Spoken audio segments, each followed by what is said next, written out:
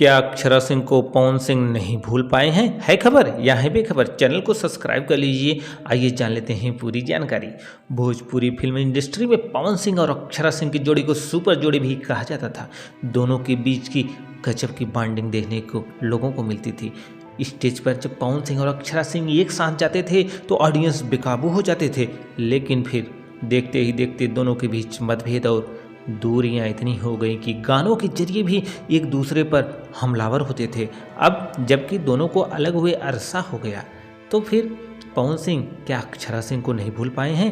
आप जब पवन सिंह के इंस्टाग्राम पेज पर जाएंगे तो पाएंगे कि अक्षरा सिंह और पवन सिंह जिस भी फोटो और वीडियो में साथ हैं, पवन सिंह उसको पब्लिकली पोस्ट भी किया है, तो उसे अपने अकाउंट से डिलीट या रिमूव नहीं किया है। हालांकि उसका जो भी अर्थ हो, लेकिन बड़े स्टारों का सोच बड़ा होता है और होना भी चाहिए। शायद इसी कारण पवन सिंह अभी तक अपनी यादों को सहेज कर रखे भी हैं।